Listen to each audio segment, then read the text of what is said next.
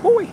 What's up? GoFam. Okay, bakit kaya tayo mga farmer GoFam tuwing mayroong problema, doon lang natin naalala yung mga solusyon.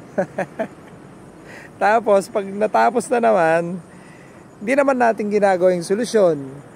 Tapos, uulitin na naman natin kung ano yung mga ginawa natin, di ba?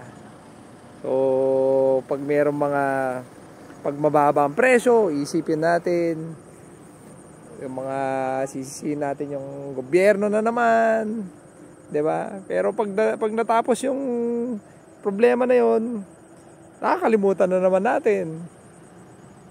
'Di ba? Tapos iboboto na naman natin sila. Oo, pero huwag natin pag-usapan yung politics, magulo talaga 'yan, 'di ba? So, sa palayan na lang o sa maisan yung mga pananim natin. Pag mababang presyo, isipin natin, sana ganito, sana hindi na lang ako nagtanim, iba na lang sana tinanim ko, ganyan, di ba? O di kaya parang ngayon, bagyo, no? Sana hindi ako nagtanim ng ganitong buwan. O, tapos pag natapos, magtatanim ka na naman ng ganong buwan, di ba? Parang ganito sana, di ba? Parang inisip ata ng iba, nakaanin na ako kaya ako tawa ng tawa. Tignan nyo to, GoFam, buong buo pa to. Hindi pa nabawasan ni isang butil. Okay? And sana naman maiwasan naman talaga sana to yung sa mga bagyo-bagyo.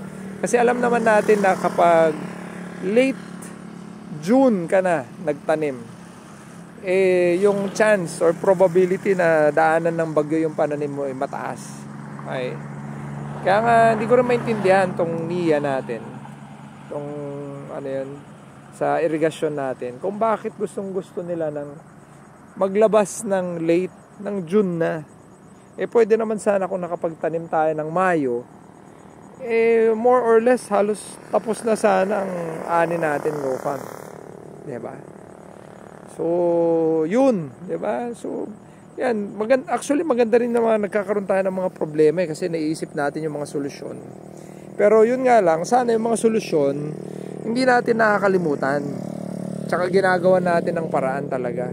'Di ba? May follow through tayo, kaya lang yun nga Pagkatapos nung anihan, ay hayahay na naman. Nakalimutan na naman natin yung mga sana at tsaka mga dapat, 'di ba?